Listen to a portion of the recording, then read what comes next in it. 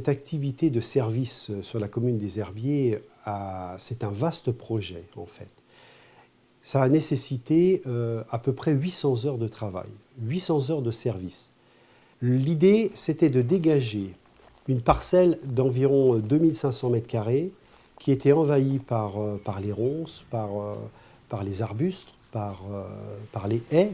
Nous avons dû tailler, couper les ronces et ça a demandé beaucoup d'heures et d'efforts pour chacun. Alors bien entendu, tous nos jeunes y ont participé, de 12 à 18 ans. À chaque fois, ils étaient accompagnés par des adultes qui eux-mêmes ont reçu des consignes particulières qui ont été données par des gens de métier. Nous avions par exemple la présence de pompiers qui nous ont donné des consignes de sécurité à la fois pour l'utilisation du matériel qui aurait pu être dangereux, mais également pour veiller à ne pas détériorer la nature plus qu'elle l'était.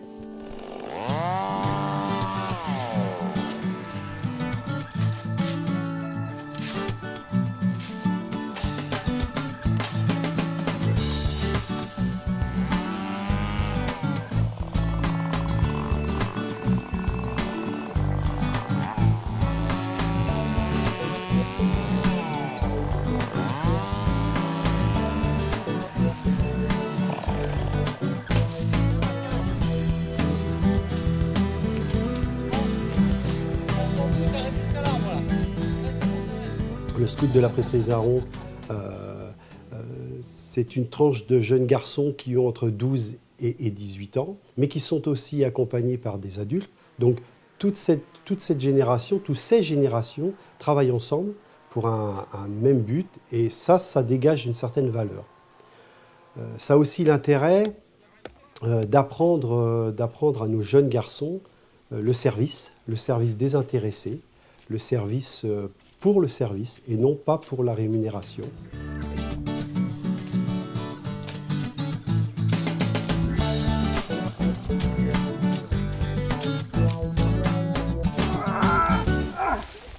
Ce projet a demandé beaucoup d'heures de travail. Il est évident que nous avons aussi utilisé un grand nombre de personnes, puisqu'environ 90 personnes ont participé activement à ce projet de nettoyage.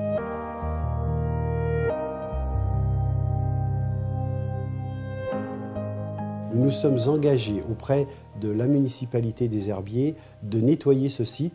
C'était un gros chantier. Ils ont été très impressionnés par le travail qui avait été accompli en relativement peu de temps.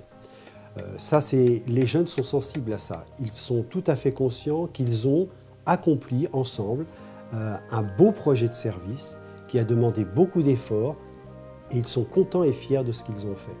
Je crois que si on interroge chacun d'eux, l'année prochaine, ils sont prêts à repartir pour un grand projet comme ça de service.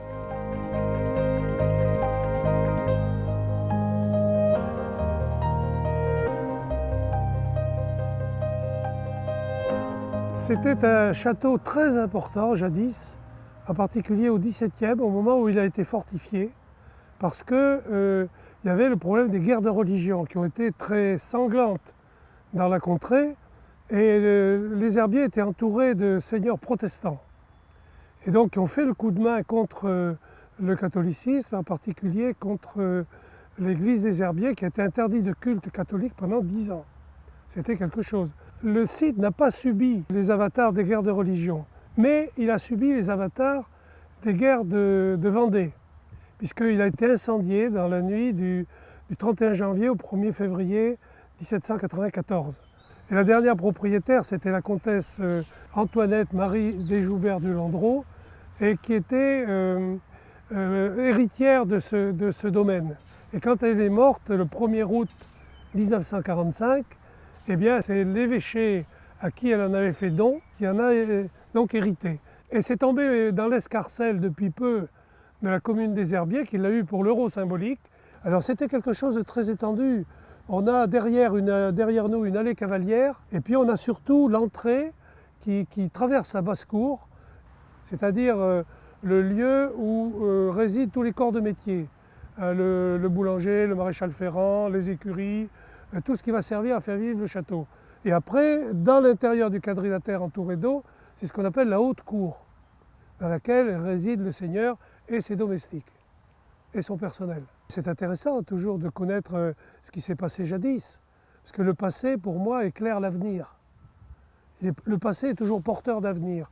Non pas qu'il faille toujours avoir les yeux dans le rétroviseur, mais il faut s'inspirer de ce qui s'est fait pour soit ne pas refaire les mêmes bêtises, soit accentuer les choses qui étaient bien autrefois.